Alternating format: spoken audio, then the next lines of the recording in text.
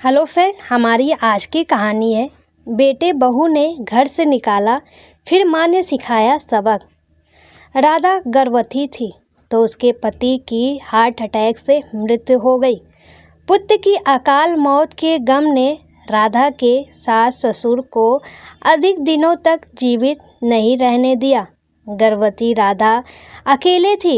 यदि कोई था तो गर्भ में पल रहा शिशु, जो उसके अंदर जीने की चाहत पैदा कर रहा था। शिशु को जन्म देकर राधा माँ बन गई, एक ऐसी माँ जिसे शिशु की हर ज़रूरत अकेले ही पूरी करनी थी। उसने कमर कस लिया और एक लंबे कठिन सफ़र पर निकल गई। आर्थिक कठिनाइयों से सोचती राधा ने विवाह से पूर्व सीखी अपनी कला सिलाई बुनाई को अपनी जीविका चलाने का जरिया बना लिया। स्वयं के लिए कोई चाह नहीं रखने वाली राधा का जीवन का मकसद केवल अपने बेटे पुनीत को उज्जवल भविष्य देना था। पुनीत अपनी माँ की मेहनत और कठिन तपस्या को देखते हुए बड़ा हो रहा था और माँ की मेहनत का सम्मान करते हुए मन लगाकर पढ़ाई भी कर रहा था। एक दिन पुनीत ने अपनी माँ से कहा, माँ, जब मैं बड़ा होकर कमाने लगूँगा तब आप आराम से रहना, फिर मैं आपको इस तरह से काम बिल्कुल नहीं करने दूँगा। पुनीत के मुँह से यह सुनकर राधा फूली नहीं समाई और उसने कहा, पुनीत, तुम बस मन लगाकर अपनी पढ़ाई पूरी कर लो तो मेरी मेहनत सफल हो जाएगी। समय ने करवट ली। इंतजार की घड़ियां समाप्त हुई और आखिरकार वह दिन भी आ ही गया जब पुनीत को पढ़ाई पूरी करने से नौकरी मिल गई। माँ तो आखिर माँ होती है। अब राधा के मन में दूसरी जवाबदारी ने दस्तक देना शुरू कर दिया। यह जवाबदारी थी पुनीत की विवाह की। राधा ने पुनीत से कहा, बेटा, तुम्हारे जीवन में यदि कोई है तो बता दो, मैं जल्दी से जल्दी अब तुम्हारा विवाह कर देना चाहती हूँ। मैं भी थक गई हूँ।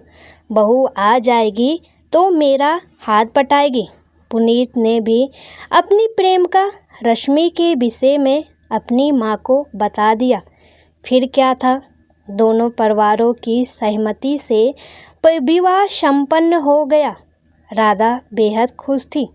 सोच रही थी, मेरी सभी जवाबदारी पूरी हुई, बस हम तीनों शांति और प्यार से आगे का जीवन व्यतीत करेंगे।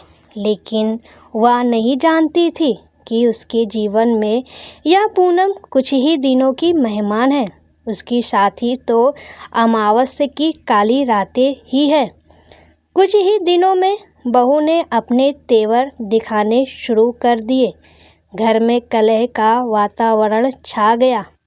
छोटी छोटी बातों में झगड़े होने लगे। राधा भी स्वभाव से तेज थी। उसे किसी का दबाव पसंद नहीं था। फिर बहू के दबाव में कैसे रहती। पुनीत दो पाटों की चक्की में पीस रहा था। न पत्नी को कुछ बोल सकता था और न ही माँ के संघर्ष भूल सकता था। दोनों को समझाने की उसकी हर कोशिश नाकाम ही रही। धीरे धीरे पुनीत का झुकाव अपनी पत्नी की तरफ बढ़ता गया और माँ से दूरियां बढ़ती गई। जीवन के अंतिम पड़ाव में अपने बेटे के द्वारा अपना तिरस्कार राधा सहन न कर पाई। अब राधा को अपने भविष्य की चिंता सताने लगी। वह समझ गई कि इस घर में उसका गुजारा हो पाना मुश्किल है। मन कई तरह की उधेड़-बुन में लगा रहता। क्या फिर से सिलाई का काम शुरू कर दूं? परेशान राधा ने अब अपनी सहेलियों से मिलकर उन्हें अपनी आप बीती सुनाई। राधा ने कहा, इतनी कठिन समस्या और मेहनत करके पुनीत को पाला, किंतु वह सब कुछ भूल गया। मेरा भविष्य अंधकार में। मुझे डर है कि मेरा बुढ़ापा कहीं वृद्धा आश्रम में ना चला जाए। मुझे वहाँ नहीं जाना है। राधा की सहेलियों उसकी आप बीती सुनी तो सुनकर भावुक हो गई।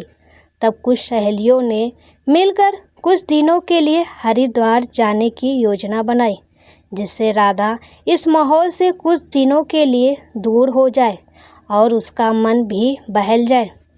हरिद्वार पहुंचने के बाद एक दिन उसकी सबसे प्रिय सहेली रचना ने राधा की उदासी देखकर गुस्से में कहा, राधा, तुम्हें तुम्हारा जीवन खुशी से जीने का पूरा हक है।